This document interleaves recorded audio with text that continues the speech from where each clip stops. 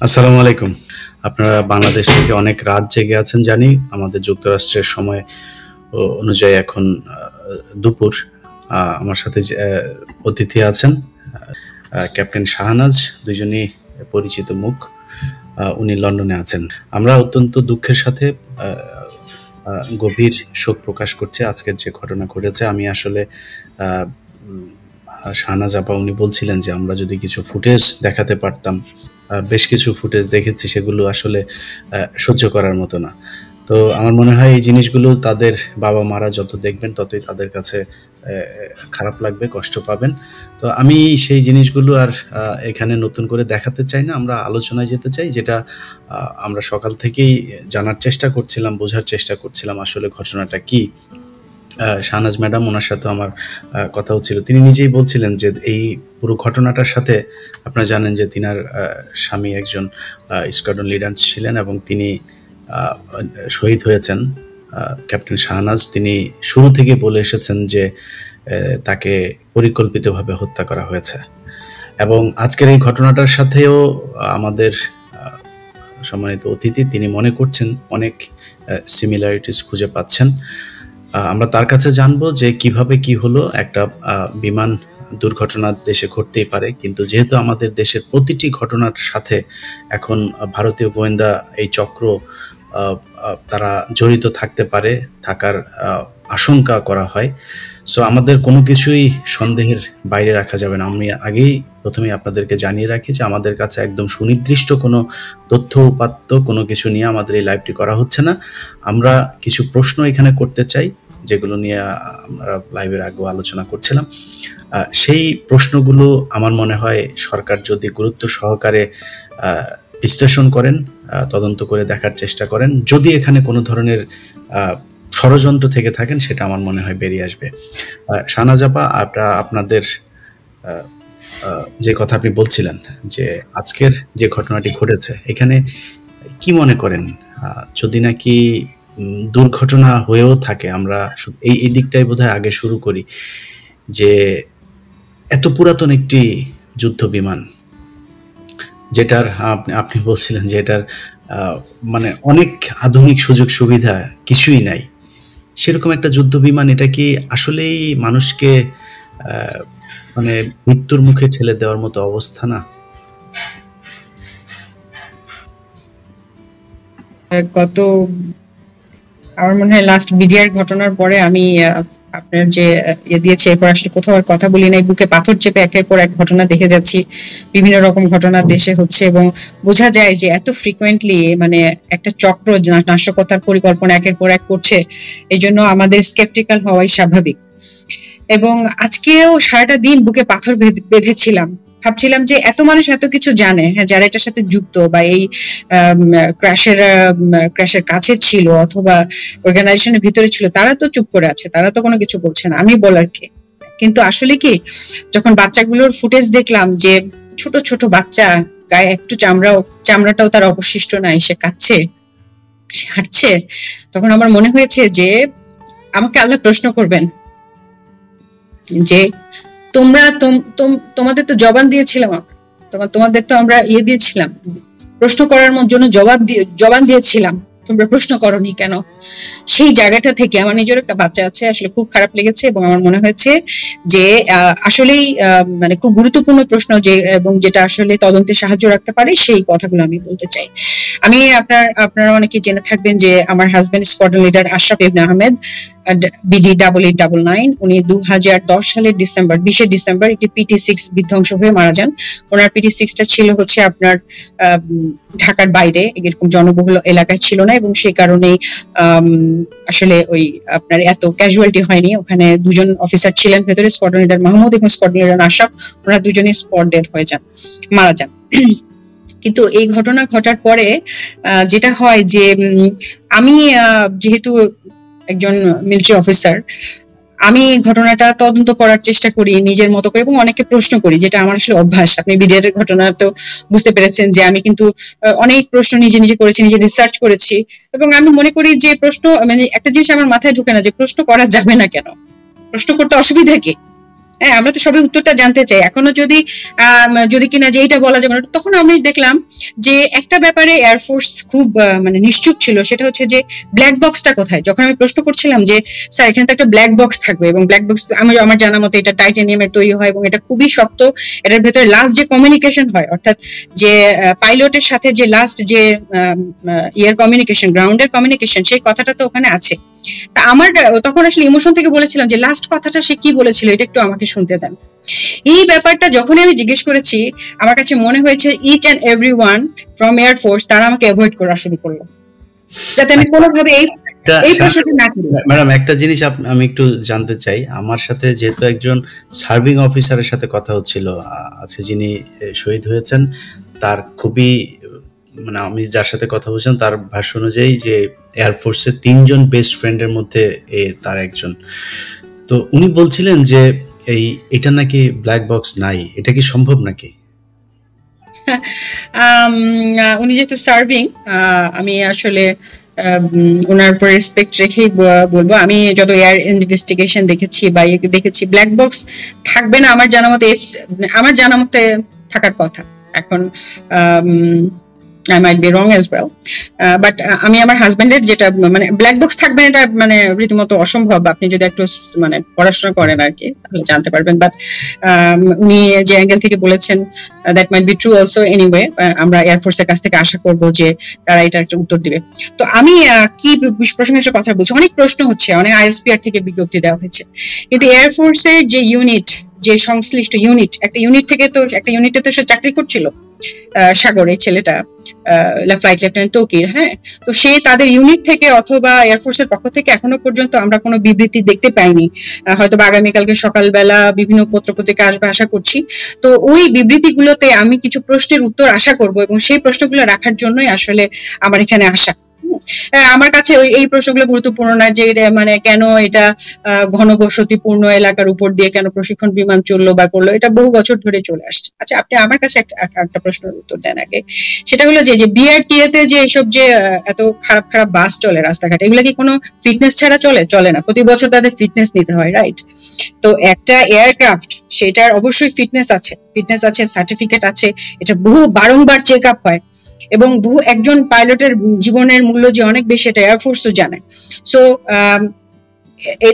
তাদের যদি proper fitness থেকে থাকে, তাহলে সেই ফিটনেসের মানে ওনারা যে এটার এক্সপায়ারেশন ডেট কবে ছিল, এটার ফিটনেস ছিল, ওনারা সেই বিষয়ে বিবৃতি দিক, এবং তার আগে যে তার কোনো যান্ত্রিক ত্রুটি ছিল কি ছিল না সেটা প্রপারলি পরীক্ষা করা হয়েছে, সেটা ওনারা একটা দিক, বা এরকম কোনো কিছু কিন্তু আমরা শুনতে পাচ্ছি না। তো আমার যেটা প্রশ্ন আর কি মেইনলি, আমি যখন যেহেতু আমি ঠিক যেখান থেকে অ্যাক্সিডেন্টটা হয়েছে, কুর্মিটোলা এয়ারবেস থেকে সে ফ্লাই করেছে, ঠিক সেখানে আমি বেশ কিছুদিন অবস্থান করেছি আমার হাজবেন্ডের সাথে। সে MiG-29 এর পাইলট ছিল, এবং তার পাশেই কিন্তু F7 ইউনিটটা ছিল।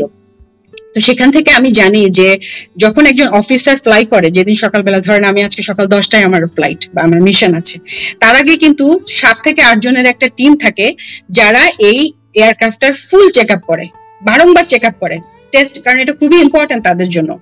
তো আপনার এরা করে হচ্ছে এয়ারম্যান, মানে আমরা যেমন আর্মিতে বলি সৈনিক, ওরা বলে এয়ারম্যান, এবং ওদের যে সিও, আমরা যেমন জুনিয়র কমিশন অফিসার, একজন ওদের মানে তারা মোটামুটি শিক্ষিত এবং তারা জিনিসটা জানে, অবশ্যই তারা জানে, ইভেন তারা কোনো সময় ওই অফিসারদেরকে বিভিন্ন বিষয়ে ট্রেনও করে। তো ওদের কিন্তু সকালবেলা কাজ থাকে প্রতিটা এলিমেন্ট একটা করে চেক করা, এবং কোনো জায়গায় এবং ওই চেক লিস্টে করা, এবং সেই মানে পাইলট উনি যখন উপরে মানে বসেন সিটে, তখনও কিন্তু ওনাকে অনেক কিছু চেক করতে হয়, ইজেকশন সিট ঠিক আছে কিনা, canopy of on, fuel line ঠিক আছে কিনা।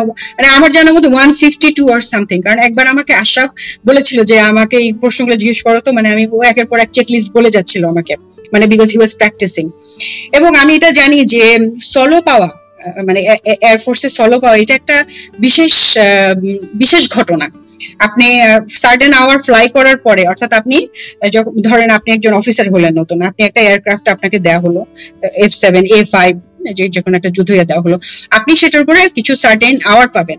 সেই আওয়ারটা যখন আপনার লগ বুকে হয়ে যাবে তখন আপনাকে এটা একটা সেলিব্রেশনের মতো হয় যে আজকে থেকে তুমি সিনিয়র হয়ে গেছো, তুমি ম্যাচিউরড হয়ে গেছো, তুমি এখন থেকে সলো মানে একা তুমি একাই একটা এয়ারক্রাফট নিয়ে বের হবে।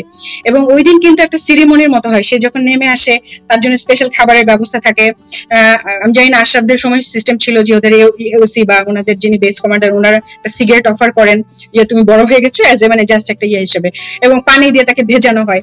সো আজকে যদি ফ্লাইট যেটা শুনছি আমরা যে ফ্লাইট লেফটেন্যান্ট তৌকিরের প্রথম সলো ছিল, তাহলে তো এটা খুব মানে সিরিমনির জন্য তারা আগেই থেকে রেডি থাকার কথা, তাই না? এই অনুষ্ঠান হবে, সে নামবে, আজকে তো সে সলো পাবে, এটা তো অনেকবার চেক হওয়ার কথা। ইভেন শুধুমাত্র এয়ারম্যানরাই না, ইউনিটের সিনিয়রদেরও এটা চেক করার কথা। তো চেক করার সময় কি ওনারা কোনো যান্ত্রিক ত্রুটি পেয়েছিলেন কিনা এটা কি ওনারা আমাদেরকে বলবেন কিনা, বললে আমাদের জন্য ভালো হতো, আমাদের বুঝতে পারতাম। কারণ আমরা যতটুকু জানতে পেরেছি যে যান্ত্রিক ত্রুটির কারণেই কিন্তু তাকে ল্যান্ড করতে হয়েছে। সে যান্ত্রিক ত্রুটিটা উনি কখন বুঝতে পারলেন? যখন উনি অলরেডি ফ্লাইটে উঠে গিয়েছেন, তখন উনি বুঝতে পারলেন যে উনার যান্ত্রিক ত্রুটি হয়েছে।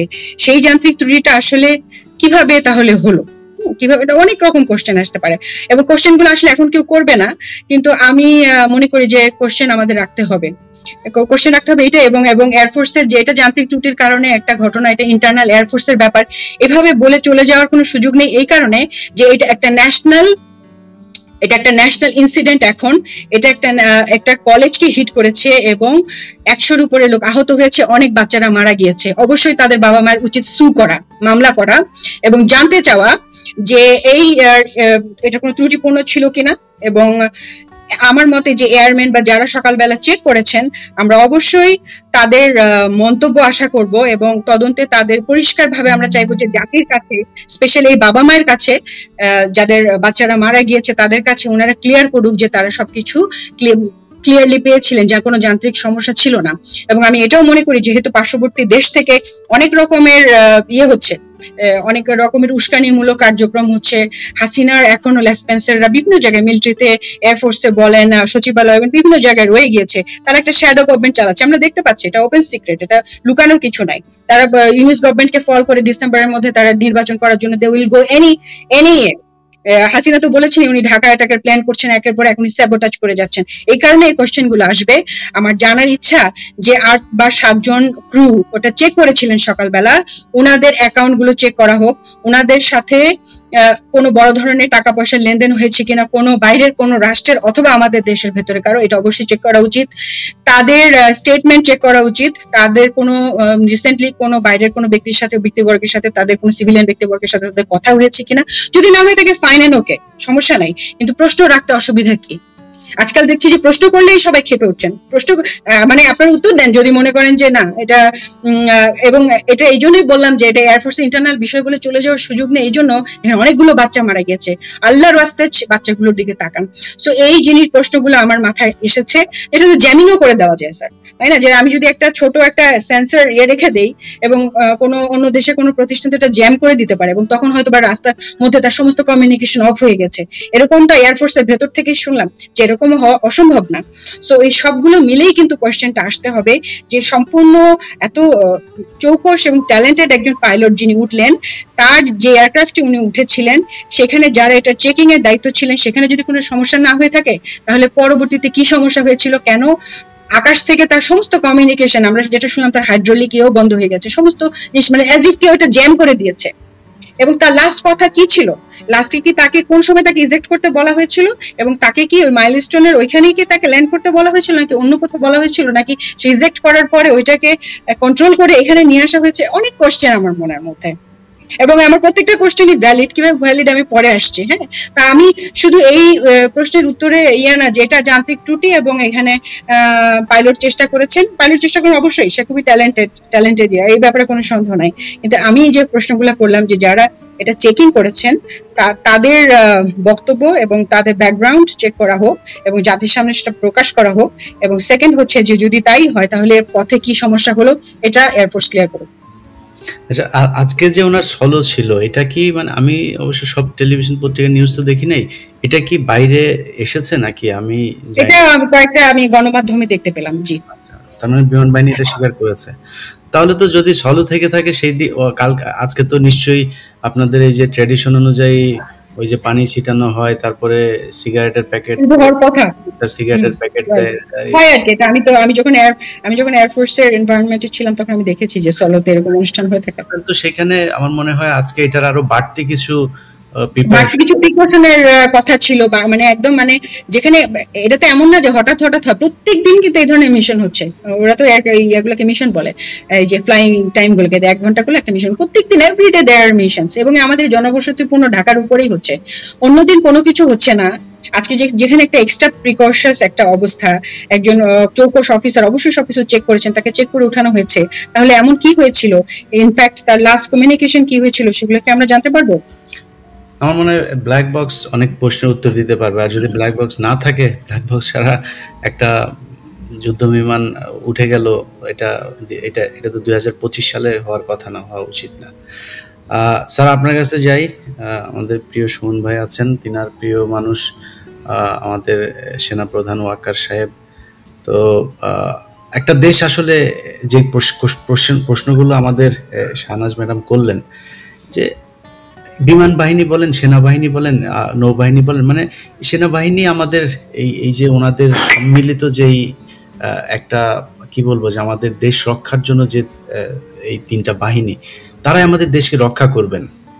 এখন আমার যদি নাকি মাথায় থাকে, ধরেন আজকে 15 বছরে যে পরিমাণে নিয়োগ হয়েছে, হান্নানের মতো দুশ্চরিত্র লম্পট যখন বিমান বাহিনীর প্রধান হয়, কি পরিমাণে লুটপাট, নিজের সহকর্মীদের, নিজের অধীনস্থ জুনিয়র অফিসারদের স্ত্রীরা পর্যন্ত তার এই এই এই যে লোলভ যে দৃষ্টি, সেখান থেকে রেহাই পায় নাই। এরকম একজন ব্যক্তির অধীনে যে বাহিনী ছিল, সেই বাহিনী তো বহু আগেই ধ্বংস হয়ে গিয়েছে। তো তাদেরকে এতদিন ধরে যে নিয়োগগুলো দেওয়া হয়েছে, সেটাও তার ইচ্ছা মতো, এখানে নামাজ পড়তে দেওয়া হতো না, দাড়ি রাখতে দেওয়া হতো না, টাকনোর উপরে হাফ প্যান্ট পরে তারপরে তাদেরকে বাধ্য করা হতো পিটি করার জন্য, নানান কথাবার্তা আমরা এর আগে আমার এখানে